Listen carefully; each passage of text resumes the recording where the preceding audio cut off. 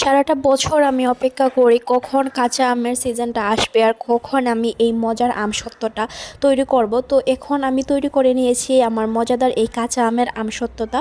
তো সেটাই হচ্ছে আমি আপনাদের সাথে আজকে পুরো রেসিপি আকারে শেয়ার করব আর কি।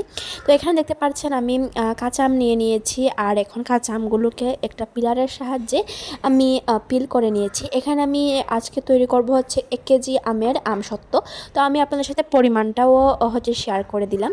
তো আমি যখন এটা পিলার দিয়ে খুব সুন্দর করে পিল করে ফেলবো, এটা হচ্ছে সুন্দর করে পিল করার পর আমি এখন এটা হচ্ছে টুকরো টুকরো করে নিব। আর কিভাবে টুকরো টুকরো করবেন সেটার হচ্ছে কোনো সাইজ নেই, যেহেতু আমরা এটা সেদ্ধ করে ফেলবো, এটার কোনো শেপই থাকবে না। তাহলে একটা মানে যে কোনোভাবে টুকরো টুকরো করে ফেললেই হবে। আর এত সুন্দর করে সাইজ নিয়ে শেপ নিয়ে আপনাদের টুকরো টুকরো করতে হবে না। এটাতে মানে অনেক সময়ও বাঁচবে আপনাদের, আর মানে পরিশ্রমও কম হবে। মানে যে কোনো রকমের একটা টুকরো টুকরো করলেই হয়ে গেল। তো আমিও হচ্ছে এইভাবে করতেছিলাম। আর আমটা প্রচুর শক্ত ছিল, তাই হচ্ছে আমার একটু স্ট্রাগল করতে হয়েছে, hashtag Muntaha with her struggle. তো যাই হোক, এখন আমি দেখিয়ে দিচ্ছি রসুন। আর এই যে দেখতে পাচ্ছেন রসুন কুচিগুলো একদম চিকন করে এভাবে কেটে নেবেন রসুন কুচি। আর মরিচ নিয়ে নিয়েছি।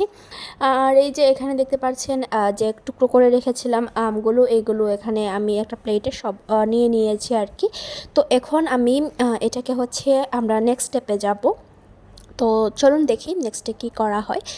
তো এখন হচ্ছে আমি একটা হাঁড়ি নিয়ে নিয়েছি আর এই হাঁড়িতে সব আমের টুকরোগুলো দিয়ে দিচ্ছি। আর আমের টুকরোগুলো দিয়ে দেওয়ার পর হাঁড়িতে আমি অ্যাড করব পানি, কারণ সেদ্ধ হতে হবে। আর এখানে আমি একদম ফুল 1 কাপ পানি দিচ্ছি। আপনার বেশি পানি দিবেন না, না হলে কিন্তু আমের ফ্লেভারটা একদম কম কম হয়ে যাবে।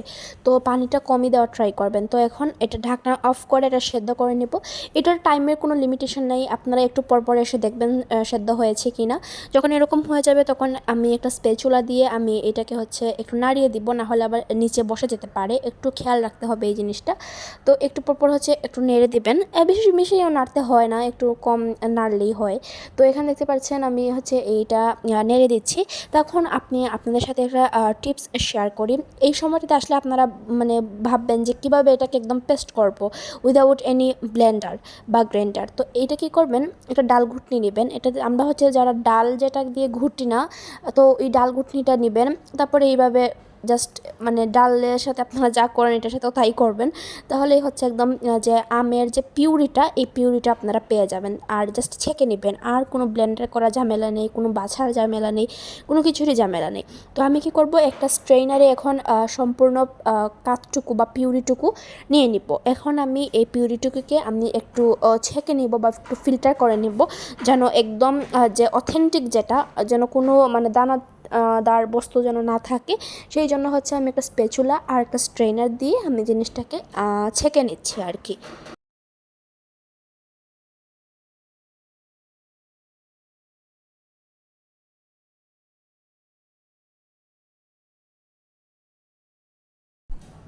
ছাঁকা হয়ে গেলে এখন আমি নিয়ে নিচ্ছি একটা কাপের চিনি। আমি এখানে নিচ্ছি 1 কাপের মতো চিনি। এটা পুরোটাই লাগবে। আর চিনিটা আপনারা আপনাদের আমের উপর বুঝে দিবেন, কারণ বেশি চিনি হয়ে গেলে বেশি মিষ্টি হয়ে যাবে। আর আপনার আম যদি বেশি টক হয় তাহলে মিষ্টিটা বেশি দিতে পারেন। তো আমার আমটা হচ্ছে টক ছিল, তাই আমি হচ্ছে এখানে চিনির পরিমাণটা বেশি দিয়েছি। তারপর এখানে কুচি করে রাখা রসুন আর লাল মরিচ দিয়ে দিচ্ছি। লাল মরিচের বিচিগুলো আমি দেইনি, কারণ ঝাল হয়ে যাবে জিনিসটা। তারপর যেহেতু কাঁচা আম, তো কাঁচা আমের কালার গ্রিন কালার, সো আমি এখানে একটু গ্রিন ফুড কালারটা ইউজ করছি। আপনারা চাইলে এখানে নর্মালভাবেই রাখবেন, তাও কোনো সমস্যা নেই। আমি জাস্ট একটু সৌন্দর্যের জন্য গ্রিন ফুড কালারটা ইউজ করেছি, যেন এটা দেখতে একদম প্রপার গ্রিন কালারটা হয়। আর না হলে কিন্তু এভাবে একটু হলদে কালার হবে, এটা কিন্তু খাওয়া যায়, শুধু কালারটাই শুধু পার্থক্য হবে। তো আপনারা এটা অপশনাল হিসাবে দেখতে পারেন, এটা কোনো ম্যান্ডেটরি কোনো ইনগ্রেডিয়েন্টস না। তো যাই হোক, এখন আমি এটাকে যে হাঁড়িটাতে সেদ্ধ করেছিলাম সেই হাঁড়িতে নিয়ে নিয়েছি।